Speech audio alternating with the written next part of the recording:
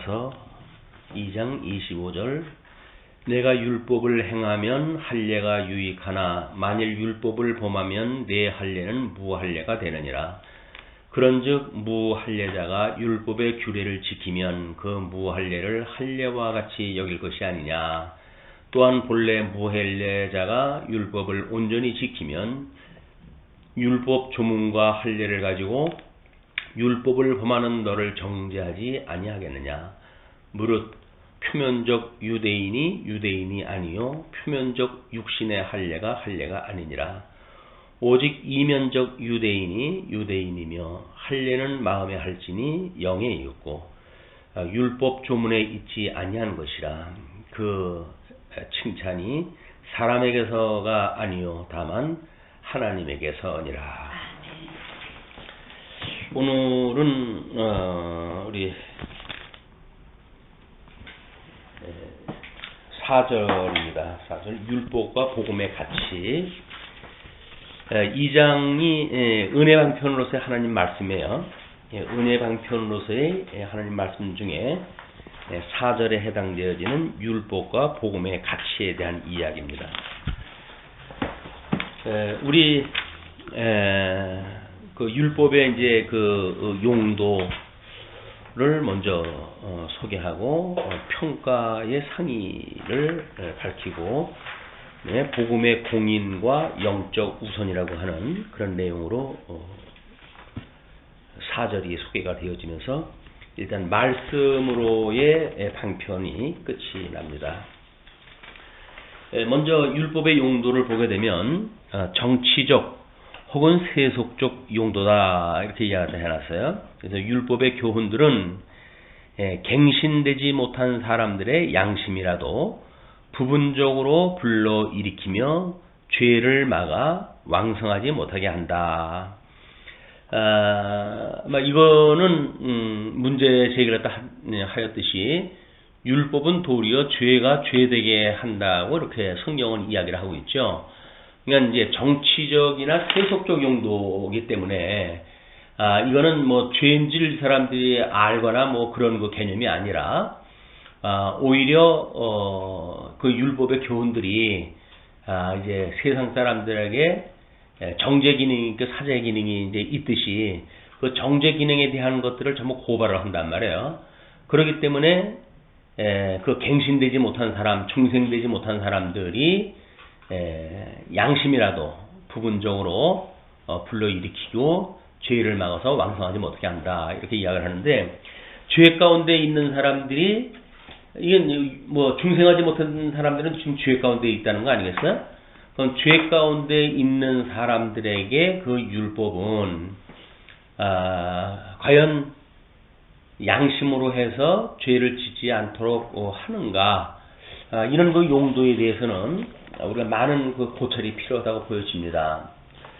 우리가 그 율법이 이스라엘 백성들에게 주어진 것이고, 이스라엘 백성들은 이제 약속의 땅 가나안 땅에 들어갔을 때에 그걸 율법을 지키면서 살아가기 때문에 나름대로 그 율법이 가지고 있는 어떤 하나님의 의라고 하는 차원에서 하나님이 좋아하심과 싫어하심이라고 하는 두 개의 기준을 가지고 살아갈 수가 있지만, 우리 이방인들을 포함해 가지고 믿지 않는 사람들은 사실은 율법이 왜 기준이 돼야 되는가 라고 하는 문제에 동의를 하기 어렵습니다.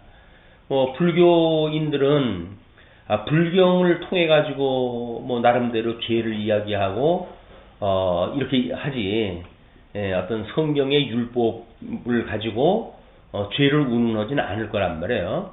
그래서 성경을 경전으로 보지 아니하는 사람들한테는 아무 의무가 없고, 그렇기 때문에 이렇게 정치적 혹은 세속적 용도는 이게 어렵다 이렇게 생각이 됩니다. 그러나 지금 보통 이제 어떤 사회적으로 하나님의 말씀을 가지고 나름대로 개혁을 하고 또는 사회 운동을 하고 하는 분들을 보게 되면 성경관에 의해 가지고 이야기를 해요.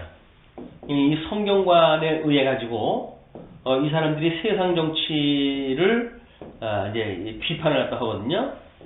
그러면 세상 사람들이 왜 성경에서 이야기하고 있는 율법에 의해 가지고 옳으냐 그러냐라고 하는 판단을 하느냐라고 하는 문제 제기가 할 수가 있는 거죠. 그런데도 불구하고 기독교인들이 예를 들어서 뭐 세월호 사건이라든가 뭐 이런 현장에서 나름대로 소외되어지고 힘든 사람들을 위로하고 또는 정부의 어떤 정책을 비난하고 하는 그런 데에는 성경이 말하고 있는 이 의의 정신에 위배가 되어진다는 거예요. 그래서 때로는 목사님들도 어떤 그 육체적 우리 삶의 도덕적 삶의 기준을 이걸 가지고 이야기를 하기도 하거든요. 근데 그렇게 되어지게 되면 그건 믿는 사람이 아닌 사람들에게는 그 기준이 되어야 될 그런 어떤 당연성이 없어. 네, 그렇기 때문에 뭐 세상에 나와가지고 성경이 이렇게 말하는데 뭐 사랑을 하지 않으면 안 됩니다. 뭐 이렇게 이야기하는 그거는 그 사람들이 왜 사랑을 하면 살아야 돼요? 자기네들 나름대로 불교 같은다고 한다면 뭐 인을 베풀고 자비를 베풀면서 살아가는 자기네들의 기준이 있는데 이것이 합당치가 않다. 그래서 교육신학적으로 보게 되면 이것이 나름대로 국교화, 기독교가 국교화 되어져 있는 그런 어떤 전제가 있다든지 하게 되면 그 이야기를 우리가 이제 뭐 이야기할 수 있겠으나 그렇지 않다고 한다면 뭐 종교가 다양화되어져 있고 그런데 이런 용도로 해가지고 어떤 당위성이 없게 되어집니다. 물론 이제 그리스도 안에 있는 성도들에게는 그 율법이 우리의 죄가 죄되게 해서 우리로 하여금 사망 안으로 끌고 내려가려고 하는 것이 율법이죠. 그렇기 때문에 그 율법의 요구를 다 들어주신 예수 그리스도의 은혜로 말미암아 우리는 속죄함을 받았다고 하는 그런 것이 이제 우리 예수님을 믿는 사람들이 자유를 이야기하는 거기 때문에 믿는 사람들에게 이것이 과연 적용이 될까 또는 갱신되진 못한 사람들이라고 하는 전제가 있기 때문에 그는 기독교화 되어져 있는 국교처럼 되어져 있으면 뭐 국가 어떤 건립의 정신이라든지 뭐 이런 게 의해서 나름대로 논의가 될 수 있겠죠. 미국은 이제 뭐 그 헌법이 만들어질 때로부터 성경적 근거에 의해서 만들어졌다. 그래서 대통령이 선서를 갖다 할 때 성경을 놓고 선서한다든가 라고는 기독교적인 국가로서의 그런 그 일들이 진행되어지고 있기 때문에 그 사람들의 이야기는 모르겠으나 그렇지 아니한 데에는 아마 이것이 그렇게 적용돼야 될 용도로 우리가 이야기할 수 없다. 교육적 용도를 이야기하는데 율법이 우리를 그리스도에게 인도하는 몽학선생이 된다. 그건 성경이 말하는 이야기예요. 율법이 우리를 그리스도에게 인도하는 몽학선생이 된다. 근데 이제 이 교육적 용도에 따라 가지고 율법을 교육을 한다는 이야기는 적어도 아마 이스라엘 국가가 가지고 있는 그 정도 범주에서 이 교육이 진행된다고 하면 모를까. 전혀 그런 역사적 배경이 없는 사람들에게 율법이 그리스도에게 인도하는 몽학선생이 되어진다고 하는 그것도 이것이 도를 넘은 해석이 돼버리는 거야. 그러니까 지금 이제 그 율법은 우리에게 이제 그 그리스도에게 인도하는 몽학선생인지를 모르느냐.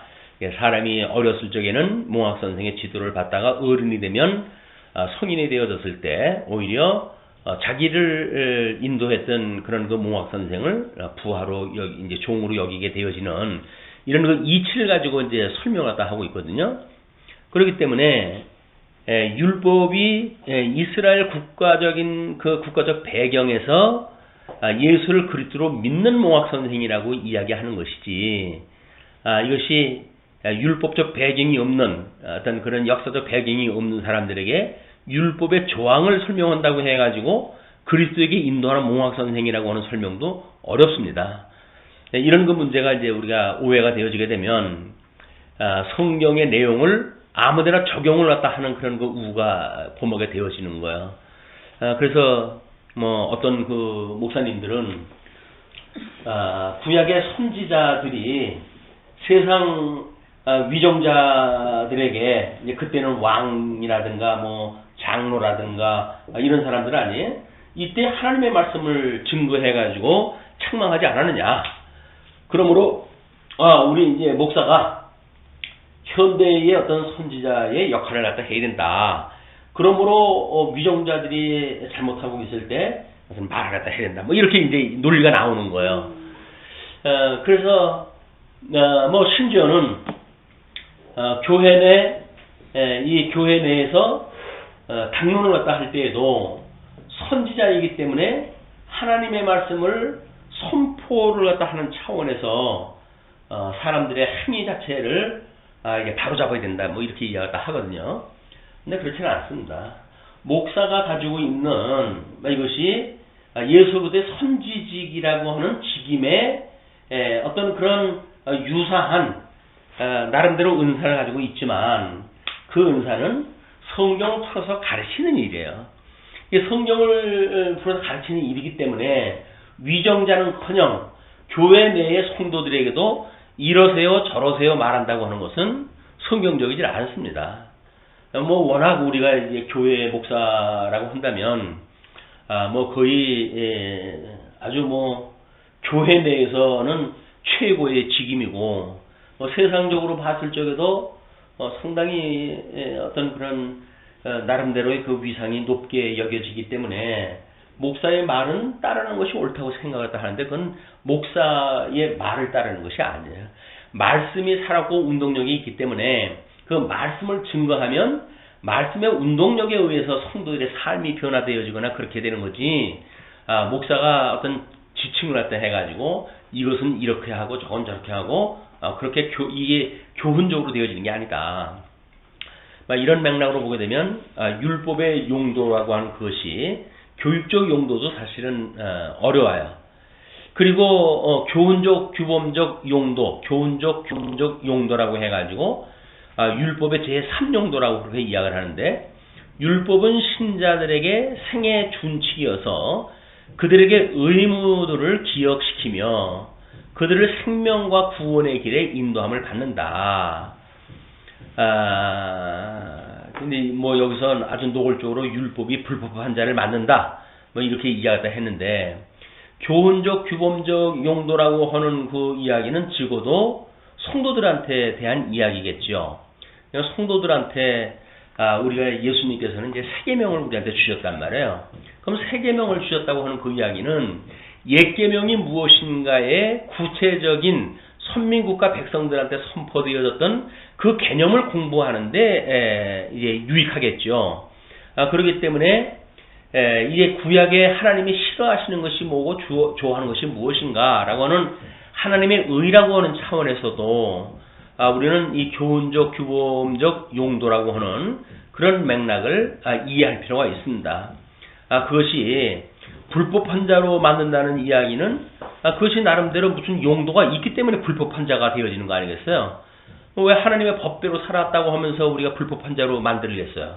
율법으로 우리가 불법한 자, 이 율법을 지키지 못한 자로 정죄가 되어지기 때문에 교훈적 규범적 용도로 제시되어지는 이 부분에 대해서는 절반의 어떤 그런 그 정당성이 있다가 보여집니다. 그 절반의 정당성이라고 하는 것은 율법이 우리들의 어떤 그 규범적 용도가 되어진다고 하는 그런 맥락에서 봤을 때 죄를 깨닫는 하나님이 좋아하심과 싫어하심을 깨닫는 이런 것에 일부 영향을 받지만은 의무들을 기억을 시켜가지고 그들로 생명과 구원의 길로 인도함을 받는다는 이야기는 이건 율법의 용도가 아니에요. 복음적인 그 복음의 역사지. 복음의 기능이 우리들로 하여금 그렇게 역사가 해가는 거지. 율법을 알면 우리들이 그렇게 살아가게 되어진다는 이야기는 맞지 않습니다. 물론 어떤 이것이 나름대로 조항으로 되어져 있으니까 어떤 조항적 외형적, 형식적 뭐 이런 걸로 해가지고는 흉내를 낼 수 있을는지는 몰라요. 그러나 오히려 그 율법은 우리를 정지하고 죄 아래로 우리를 끌고 내려가고 이러기 때문에 오히려 예수 그리스도의 구속이 아니면 어쩔 수 없는 좌절을 맛보게 하고 우리로 하여금 오호라 공고한 자로라 누가 이 사망의 몸에서 나를 건져내랴 라고 했던 사도 바울의 그 고통스러운 절규는 율법 아래에 있는 사람들에게는 당연한 거예요 이게. 그러나 이제 우리는 복음을 깨달았던 그 사도 바울은 찬송하리로다 라고 해가지고 우리를 구원을 갖다 해가는 하나님을 찬양하는 그런 걸로 귀결이 되지만 이제 규범적 용도로 주어진다는 이야기는 맞지 않습니다. 율법이라고 하는 거는 이것이 온전하지 못하기 때문에 예수님이 와가지고 이제 이걸 온전케 해가지고 이루시는 거 아니겠어요? 우리의 복음관에 대한 이런 그 문제에 나름대로 이 율법의 용도를 이런 식으로 이제 설명을 갖다 하는 데는 한계가 있다. 근데 왜 이런 걸로 나오냐면 웨스트민스터 신앙고백이라든지 우리 칼빈의 이제 강의를 보게 되면 나름대로 십계명에 대한 그 해석이 엄청나게 길어요.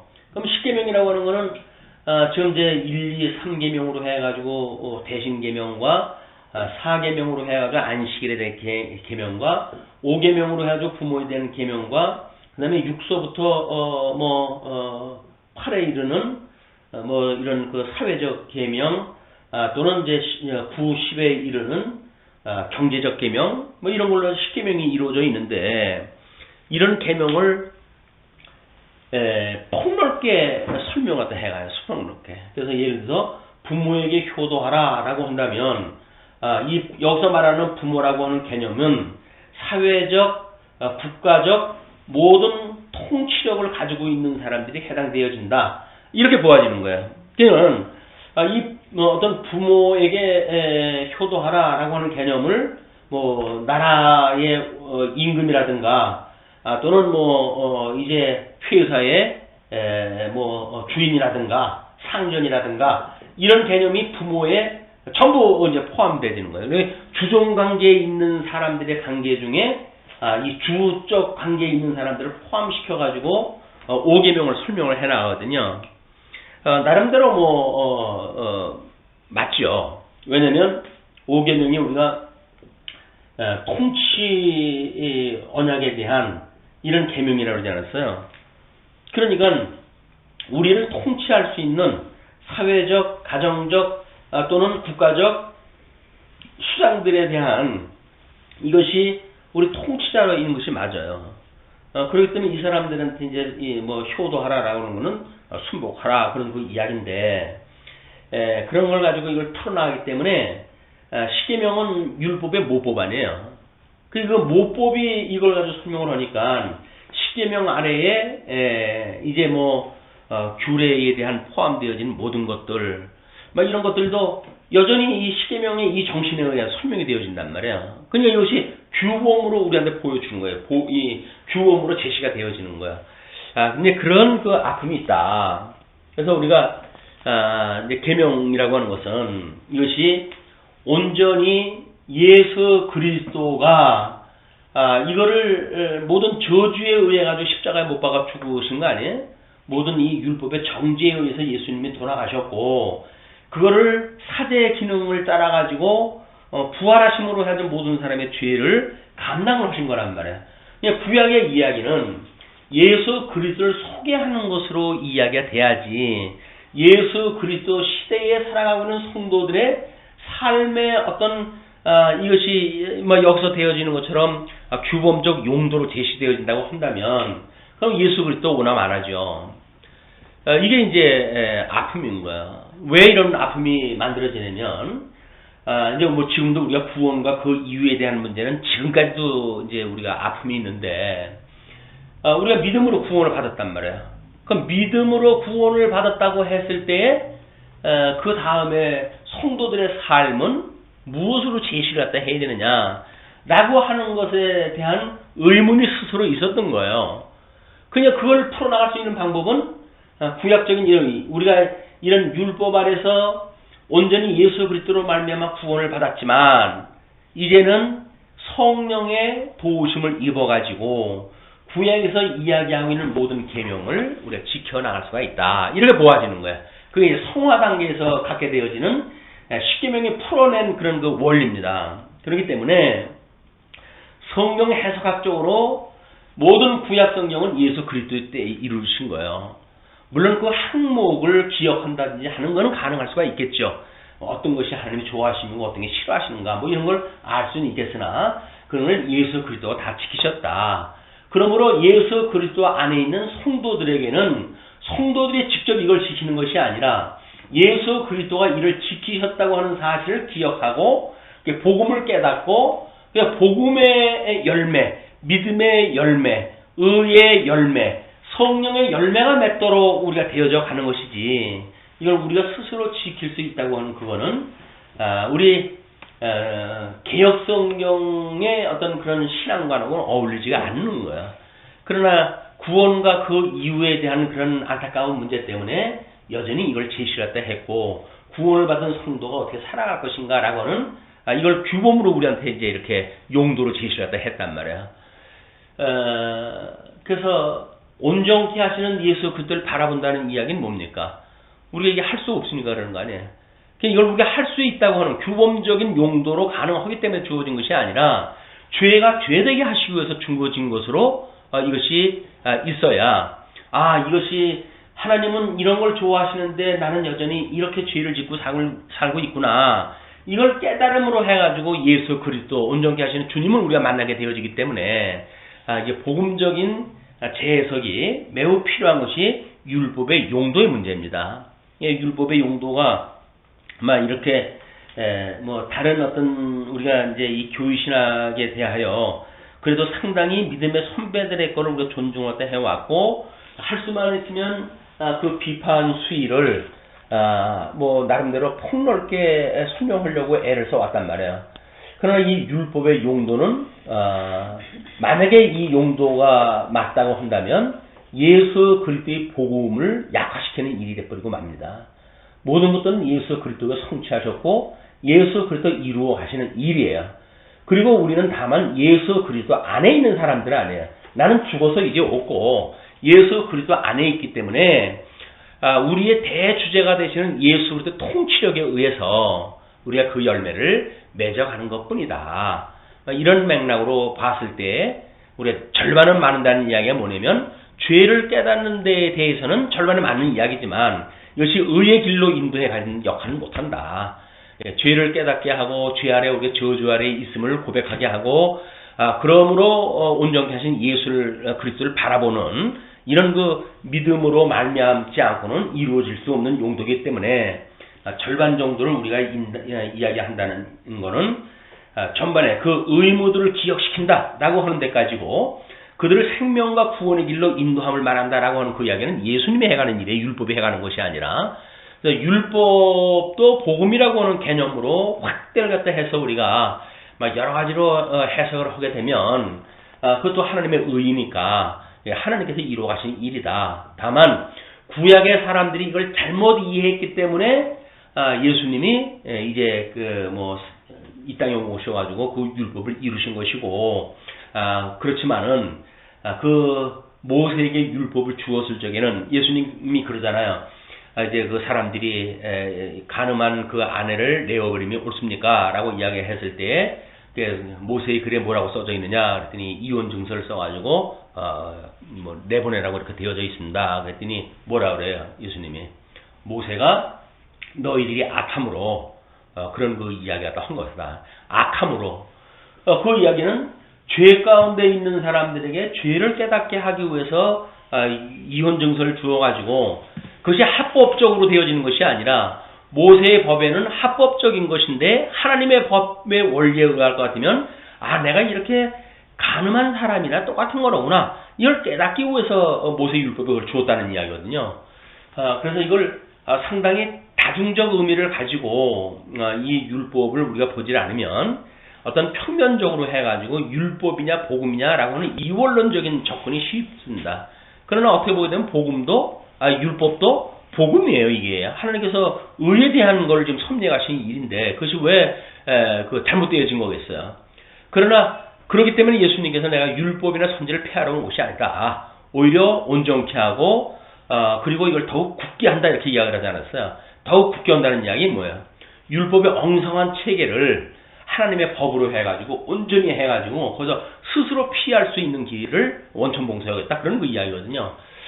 그런 그 맥락으로 봤을 때, 율법과 복음이라고 하는 거를 이렇게 반대의 이원론적인 입장으로 볼 것인가, 아니면 구약의 그 율법도 하나님의 의라고 하는 맥락으로 우리가 이해할 때 해서 하나님께서 어떻게 이스라엘 백성들에게 정죄하시고 사지하시는 역사를 해가시는가, 그걸 예표적으로 모형적으로 이제 보여주었잖아요. 예수님이 이루실 것에 대해서. 그러니까 예표적이고 모형적인 그 복음의 내용들이 거의 있는 거예요. 그러니까 그런 의미로 해가지고 용도까지 우리가 끌고 나가면 모를까.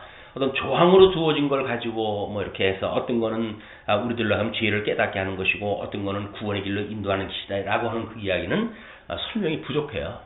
그래서 정말 그 율법을 복음으로 이해할 정도의 설명이라고 한다면 뭐 복음이니까 우리는 뭐 그 복음이 우리를 생명의 길로 인도해 가시겠죠. 그래서 동의할 수 있으나 단순하게 이분법적으로 이걸 나눠놓고 이원론적으로 보면서 용도를 우리가 문맥을 따라가 가지고 스스로 할 수 있다고 보여지는 이런 거라고 한다면 이거 동의할 수가 없다. 그래서 절반의 동의와 절반의 반론을 제시할 수밖에 없는 안타까움이 있는 거예요. 자, 다음에 이제 평가의 상이라고 이렇게 얘기하는데, 루터파의 불충분한 평가.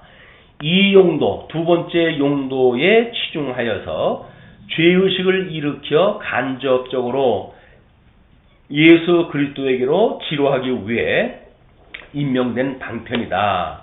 또 3용도는 주저한다. 루터파가 이 용도로 해가지고 교육적 용도, 율법이 우리 그리스도에게 인도하는 몽학선생이야 라고 하는 데에 치중을 갖다 해가지고 스스로 죄의식을 일으키게 하고 간접적으로 예수 그리스도에게로 인도하는 이런 그 방편이라고 이야기한다라고 하는 그거를 불충분한 평가라고 이렇게 이야기했어요. 그러면 불충분한 평가라고 한다면 개혁파의 적정한 평가가 있겠죠. 그거를 2용도의 공정과 3용도의 많은 주의, 이렇게 해가지고 성화의 교리와 관련을 가지는 율법의 3용도에 더 주의를 집중한다. 이 성화라고 하는 건 뭐예요? 칭의로 구원을 받았다고 하는 사람들의 그 이후의 삶에 대한 문제이기 때문에 더 주의를 집중한다는 그런 그 이야기겠죠. 그래서 이제 거기서 문제 제기를 하는 거예요. 율법의 완성자이신 예수 그리스도를 통하여 죄와 사망의 법에서 구원하신 여호와 하나님을 잊지 않고 경외케 하기 위함이다 라고 이야기하는데, 예수님이 오시기 전에 구약 성도들은 과연 그럼 구원을 못 받았을까? 아닐 거란 말이에요. 그건 이미 그들에게도 뭐 율법을 주야로 묵상하는 그런 시인들의 이야기를 보게 되면 거의 예수 그리스도를 예표하는 그런 그 인물들이기 때문에 복음을 그대로 말하고 있어요.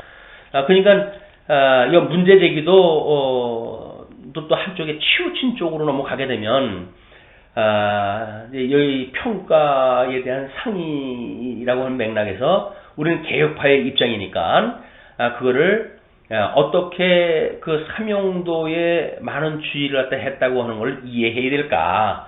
그때 당시에 성경 신학의 완성도가 떨어져 있는, 성경을 통전적으로 볼 수 없는 그런 그 가운데 있는 이제 우리 믿음의 선배들에 있어서 이 성화의 교리라고 하는 그 이야기는 아주 그 고민이 컸던 거예요. 믿음으로 구원을 받았는데 그 이유는 어떻게 살란 말이냐라고 하는 문제는 지금까지도 사실은 교계에서 행동이 이게 해석이 안 되기 때문에 구원과 그 이유라고 하는 문제를 가지고 끊임없이 논의가 되어지고 뭐 글을 써내고 이렇게 되어지는 거거든요.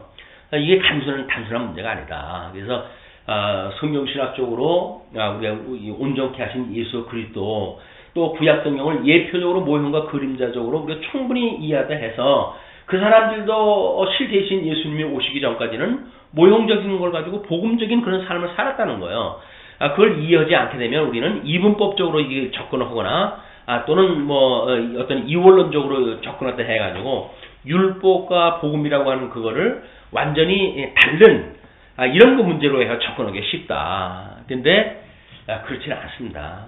그런 그 문제는 매우 아픔이 있는 거예요. 그래서 좀 더 깊은 연구가 필요하고 나름대로 뭐 우리가 옛날 뭐 율법이냐 복음이냐라고 하는 걸로 해가지고 논의를 갖다 펴가고 했던 뭐 이런 토론 문화라고 하는 거는 매우 우리가 경계해야 될 그런 그 부분이다. 그 다음에 이제 그 복음의 공인과 영적 우선에 대한 문제를 이렇게 이야기를 해요. 율법과 복음의 공인에서 교회 역사 위에 율법과 복음의 참된 가치는 준법주의와 폐법주의의 투쟁 때문에 몽롱하여졌다. 전자는 복을 새 율법으로, 후자는 복음을 율법과 분리하여야 한다. 이것이 우리가 이제 경계했던 그런 그 내용들이에요. 왜냐하면 교회 역사상 봤을 때 율법과 복음의 참된 가치에 대하여 준법이냐 폐법이냐 이제 이야기야. 예수님이 오시기 전까지 이 율법과 이제 우리 율법이라고 하는 내용만 보게 되면 그 율법이 예수님이 오시기 전까지 예표적으로 보여줬던 사건이다 라고 보여주게 되면, 그렇게 설명을 하게 되면 참된 가치라고 했을 적에는 우리 갈라디아서에서 부분적으로 보아뒀던 것처럼 예수 그리스도에게 인도하는 몽학선생이다 이렇게 해가지고 이제 보여진단 말이에요. 몽학선생. 그 몽학선생이 예수 그리스도에 인도하는 몽학선생이지만, 몽학선생이라고 하는 방향성, 율법의 정신, 이 율법에 가지고 있는 생명에 대한 이치라고 하는 그거는 몽학선생이 가르쳐 줄 수가 있는 거예요. 몽학선생이 터무니없이 어떤 행위 자체만 이래라 저래라고 하는 걸로 이야기 되어지는 게 아니니까. 그래서 나름대로 그 율법이, 구약적인 그 율법이 갈라디아서에서 사도 바울이 이야기했던 것처럼 율법은 그리스도에게 인도하는 몽학선생이다라고 하는 그것도 광의적으로 우리가 이 해석을 갖다 해야지, 단순히 뭐 조항만 가지고 했기 때문에 몽학선생 아래에 있는 사람들은 어떤 예수 그리스도, 하나님의 의가 되시는 분인데 여기서 예수 그리스도를 만나지 못한다든지 이렇게 보면 안 되는 거죠. 그래서 우리가 율법이라고 하는 건 지금 율례와 규례와 그 다음에 법도와 이걸로 해가지고 구성을 이야기를 하잖아요. 이 계명과 계명 아래, 이 모법 아래 이거를 풀어서 설명을 하게 되면 율례라고 하는 마땅히 지켜야 되는, 그래서 지키지 않으면 하나님 앞에 정죄함을 받을 수밖에 없는 그 기능을 가지고 있고, 이런 정죄함을 받은 사람들에게 어떻게 제사라든지 이런 걸 드려가지고 하나님 앞에 용서함을 받는가라고 하는 사제의 기능이 율법에 다 있단 말이에요. 그럼 율법, 이 정죄와 사제라고 하는 모든 기능이 율법 아래 있다고 한다면 이것이 예수 그리스도의 죽으심과 부활에 대한 사건이니까 이미 율법에도 이 복음의 사항이 다 포함되어 있는 거예요. 다만 그 율법에 포함되어 있는 사항을 사람들이 스스로 뭔가를 지킬 수 있다고 하는 생각을 가지고 했기 때문에 정죄가 되어진 거란 말이에요. 그러면 사무엘서에서 우리 사무엘이 나름대로 전쟁이 일어났고 지금 그 사무엘은 아직도 오질 않고 그냥 급한 마음에 제사를 드렸단 말이에요. 그 제사를 드린 걸 가지고 사무엘이 뭐라고 책망합니까? 하나님께서는 제사를 원하는 것이 아니라 순종을 원한다. 이게 순종이라고 하는 것은 제사 자체가 잘못되어진 것이 아니라 제사가 가지고 있는 여러 가지 어떤 그 규명되어져 있는 내용들이 있는데, 그걸 다만 기능적으로 해석을 하고 기능적으로 제사를 드렸다라고 하는 인간의 행위 자체에 의미를 부여했을 때 하나님은 그런 걸 원치 않는다. 순종을 원한다. 그래요. 순종이 뭐예요? 그 율법이 요구하는 것들이 있어요. 사제 기능 갖다 했을 땐 정한 장소에서 정한 어떤 제물을 가지고 정한 제사장에 의해서 정한 그런 방법에 의해 가지고 그걸 했을 때 하나님의 순종을 깨닫는 거란 말이에요. 우리가 아까도 이제 그런 나름대로 유월절에 대한 이야기를 하고 그랬지만은 또 그들이 이제 이 지파로 해가지고 북이스라엘과 남왕국에 대한 이야기를 했지만, 남왕국과 이 북왕국을 통해 가지고 열집하면 뭐랍니까? 거기는 하나님께서 지시했던 땅이 아니잖아요. 하나님이 지시했던 그런 재물들이 아니잖아요. 하나님이 제시했던 어떤 그런 제사들이 아니란 말이에요. 그러니까 제사의 방법은 틀려 먹었어요. 그런 식으로 사실은 남쪽 유다도 드리는 거예요, 이게. 그렇기 때문에 예수님 오셨을 때도 마찬가지고 이사야 선지자가 끊임없이 하나님께서 이제는 배불렀다. 너희들이 드리는 재물에 배불렀다. 냄새에 내가 아주 시내가 난다. 그런 그 이야기 뭡니까? 어떤 행위를 따라가지고 드렸던 그런 것들을 하는 건 원치 않으신다는 이야기지. 하나님께서 율법적으로 하는 제사를 왜 바라지 않으십니까? 솔로몬이 제사를 드렸을 때 하나님께서 1,000번제를 드리고 이렇게 했을 때 하나님께서 그 제사를 다 드렸던 솔로몬에게 나타나잖아요. 내가 뭘 원하느냐? 이런 거 다 이야기 하시면서 막 나름대로 해가지고 이제 장차 있을 일들 이런 것들에 대하여 솔로몬이 고백을 하지 않습니까? 만약에 우리 민족이 흩어진다고 한다면 그때 그 성전을 향해서 기도했을 때 그들을 용서해 주시고 라고는 다 그때 이야기 돼요. 그러니까 그들이 비록 성전을 잃어버리고 포로가 되어졌지만 우리 다니엘도 아침 새벽서부터 5번의 기도를 했다 하는데 거기에 예루살렘을 보면서 기도를 했다 하잖아요. 4번을 갖다 기도를 예루살렘을 보고 기도하잖아요. 그러니까 예루살렘을 보고 기도한다는 이야기는 지금 형편상 이미 유수가 되어져 있기 때문에 여기서는 제사를 드린다고 해도 그 제사는 온전한 제사가 아닌 거예요.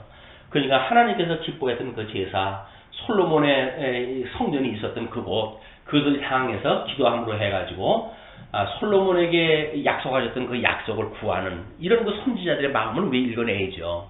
그렇기 때문에 율법이라고 하는 것을 단순하게 우리 초등학교 아이들에게 가르쳐 주는 것처럼 그런 식으로 설명은 부족해요, 이게.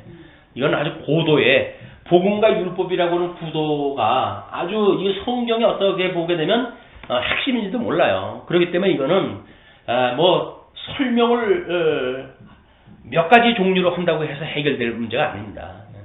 수 없는 그런 시간과 공을 들여가지고 다각적인 어떤 그런 방향에 의해서 연구가 돼야 될 부분이기 때문에 어떤 그런 간단한 이런 그 이치를 따라가지고 설명하는 방식 이런 것들이 매우 위험하다. 왜냐하면 이렇게 됐으니까 예수님이 오셔가지고 다 이뤘다 그러잖아요. 그냥 율법이 필요가 없다니까 이 사람들은 폐기를 했다 한단 말이에요. 그럼 폐기론자가 나오는 거예요. 율법 폐기론자가. 근데 신율법주의자들은 또 뭐라 그래요?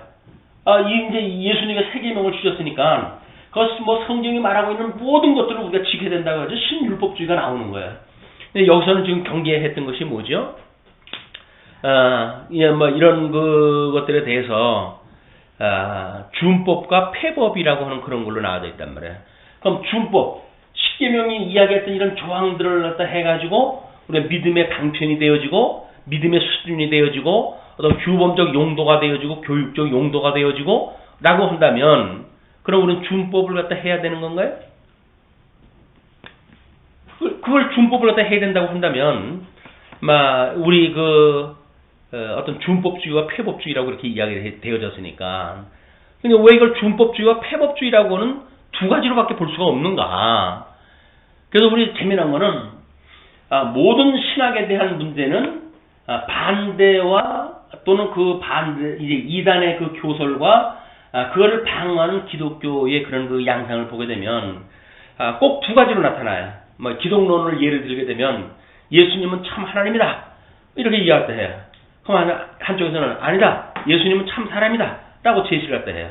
그렇게 했을 때 교계에서 그거를 종합을 갖다 해서 평가를 내리기를 예수님은 참 하나님이고 참 사람이다. 해서 이 둘은 분리될 수가 없는 것이고 그렇다고 합쳐진 것도 아니다. 라고 해가지고 양성에 대한 거를 이 교리를 만들어내거든요. 근데 이 율법의 문제는 이런 준법과 폐법이라고 하는 걸 묶어낼 만한 설명이 없는 거예요. 그러니까 준법으로 하게 되어지게 되면 율법주의로 빠지게 되고 폐법주의로 가게 되어진다고 하면 폐기론자가 돼버리고 둘 다 이제 그렇게 되어진단 말이에요. 그럼 이제 성경신학적인 우리들의 그 발전에 의해 가지고 나름대로 우리가 이제 여러 가지 설명이 되어져 있는데 그것이 이제 아래에 문제제기 됐던 그런 것이 포함되어져 있습니다. 일단 그 준법주의와 폐법주의의 투쟁 때문에 몽롱해졌다. 예, 뭐 아리까리하다 그런 그 이야기예요. 예, 전자는 복을 새 율법으로 후자는 복음을 율법과 분리하여야 한다.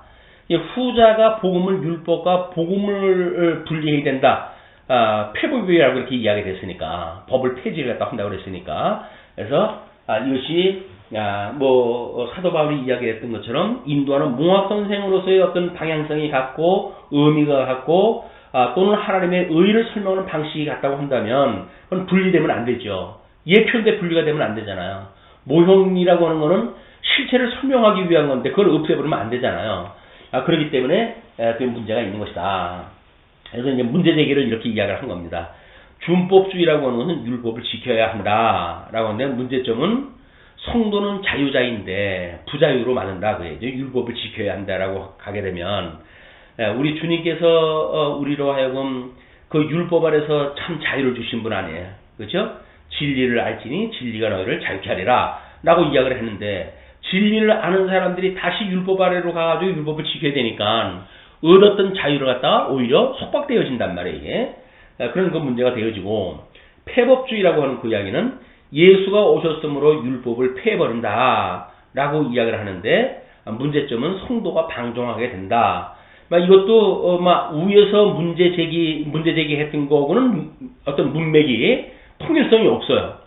왜냐면 성도가 방종한다라고는 규범적 그 한도의 용도에 시인을 갖다 했다고 한다면 이해가 맞지만 일단 그 용도에 대해서 반대를 했잖아요. 그렇기 때문에 문제점은 성도가 방종한다라고 하는 그런 그 문제 제기는 그 앞뒤 모순을 일으킨다. 율법의 용도를 알지 못하기에 폐해야 할지 준수해야 할 줄을 모른다. 그래서 이제 결론적으로 그렇게 이야기하는 거야. 근데 율법은 죄가 죄되게 한다. 그리고 율법은 죄인이 되게 하여 죽게 한다. 율법은 우리를 죽게 하고 복음은 우리를 살게 한다고 한다면 그것이 만약에 율법이 가지고 있는 모형론이라고 입장에서 봤을 때 예수 그리스도께서 이루시는 두 가지 측면, 정죄와 사죄라고 하는 두 가지 측면을 율법이 이게 제시가 되어진다는 거예요? 제시가 안 된다는 거예요? 안 된다는 거예요. 율법은 죄가 되게 하고 또 율법은 죄인에 대해서 죽게 하고 라고 하는 것만 설명을 한 거는 정죄 기능이라고 하는 그런 면만 설명을 한다면 맞죠. 그러나 율법에도 사죄 기능이 있다니까요. 그러니까 이 설명도 이 문제 제기에서 나와지는 이 설명도 온전한 설명이 안 되어지는 거예요.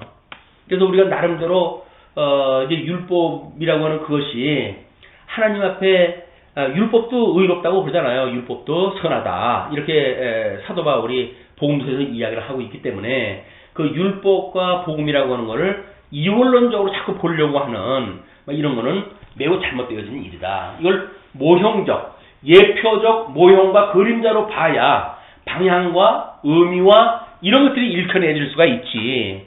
그걸 이원론적으로 따져가지고 설명을 해버리게 되면 성경신학적인 입장에서 봤을 적에는 언약과 성취라고 하는 구조가 되어져 있지. 어떤 그 구약 성경을 신약 성경은 모순 관계로 보질 않잖아요. 언약되어져 있는 거기 때문에 언약대로 이루신 거란 말이에요. 예수님께서. 그러면 정죄 기능도 이루시고 사죄 기능도 이루셔야죠. 그러니까 율법이 예표로서의 모형과 그림자로 제시되어졌다는 이야기는 이미 그리스도 성취되어질 것을 예표했으니까 예수님이 그 언약대로 이루신 것이 맞죠.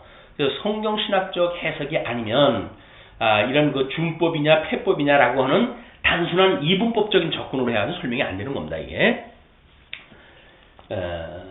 그래서 아주 기본적인 거 아니에요. 율법과 보면은 기본적인 건데 불구하고 기본에서 우리가 상당히 멀어져 있어요. 때로는 신앙생활 때 해볼 때도 보게 되면 우리가 율법 아래서 자유를 갖다 얻었다 해가지고 자유를 얻은 것을 육체의 기회로 삼잖아요. 내 맘대로 살려고 하잖아요.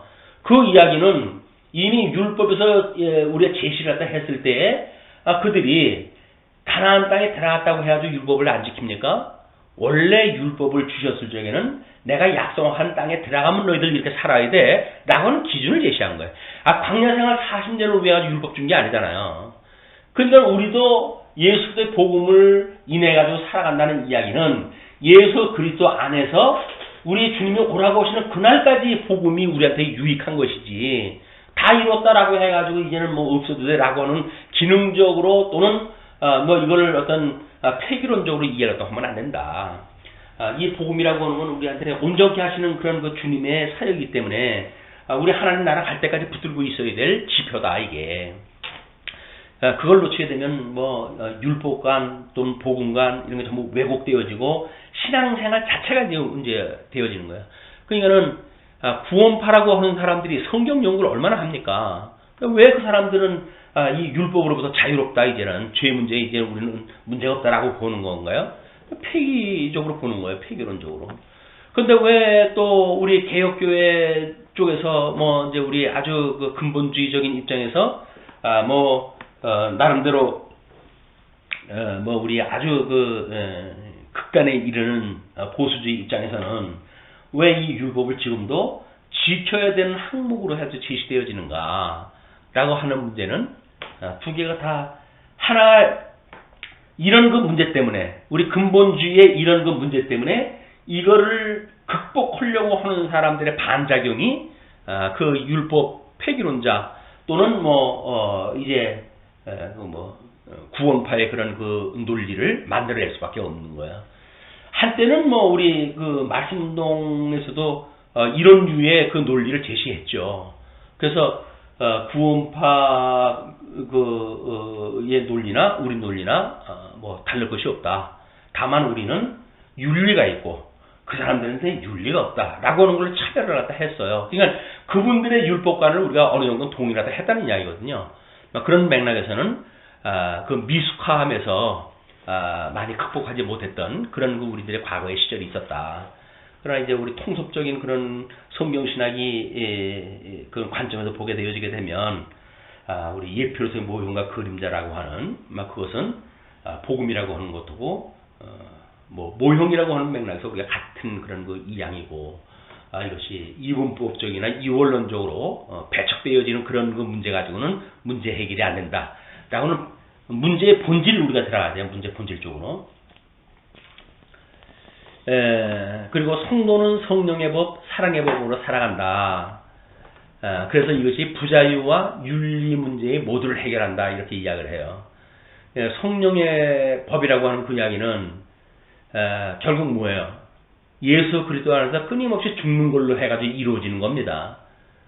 그 자기를 죽는다고 하는, 자기를 그 복음에 의해 가지고 끊임없이 부인하는 이런 거를 만약에 부자유로 본다고 한다면 이 설명은 맞지 않는 거예요. 이 설명이 맞으려고 한다면 이 부자유로부터 우리가 문제가 해결이 되어졌다는 이야기는 뭐예요? 매일같이 죽는다고 하는 원칙에 동의가 돼야 되는 거예요. 예수 그리스도 안에서 죽지 않고 어떻게 우리가 살아나요? 죽지 않고 이 부자유라고 하는 거를 세속적인 이런 나름대로의 방관주의 이런 걸 가지고 그걸 자유라고 이야기를 하게 되면 맞는 얘기가 아니다.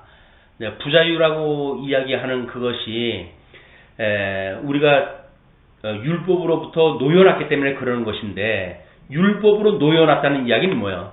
예수 그리스도 안에서 굳게 되어진, 예수님이 굳게 한 새 율법에 의해서 종으로 살아가는 거예요. 그냥 죽지 않으면 안 돼요. 예수 그리스도 안에서 죽어야 예수 그리스도가 맺게 하시는 굳게 한 그런 율법 아래 우리가 자유를 누리고 사는 거지. 그러니까 자유라고 하는 것이 철저하게 예수 그리스도의 종이 되어지는 거라니까요.